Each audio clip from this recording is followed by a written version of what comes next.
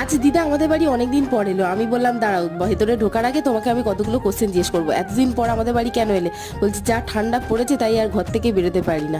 আর এদিকে সোনা বাবা দেখো আমাদের সবার ওপর রাগ করে ঘরে দরজা দিয়ে এইসব ধুলোবালি মেখেছে। আর তারপরে বলছে আমার মুছে দাও কিরকম মুখটা লাগছে, আজই দেখ কেমন বানানোর মতন লাগছে। তারপরে মুখ হাত পা ধুয়ে ওকে লেবু খেতে দিয়েছে, আর এই দেখো বসে বসে ডিজাইন করেছে। সন্ধ্যাবেলা গিয়েছিলাম মিয়া আমরেতে, কারণ মার ছিল আজকের জন্মদিন, তাই কেক কিনতে গিয়েছিলাম। অ্যাকচুয়ালি দাদা দুপুরবেলা অর্ডার দিয়ে এসেছিলো, তো সেই কেকটাই আনতে গিয়েছিলাম। আর যেহেতু মার মানে বাটারস্কচ ফ্লেভারিট, তাই জন্য দাদা ওই বাটারস্কচ ফ্লেভারই একটা কেক আগে থেকে বলে এসেছিলো।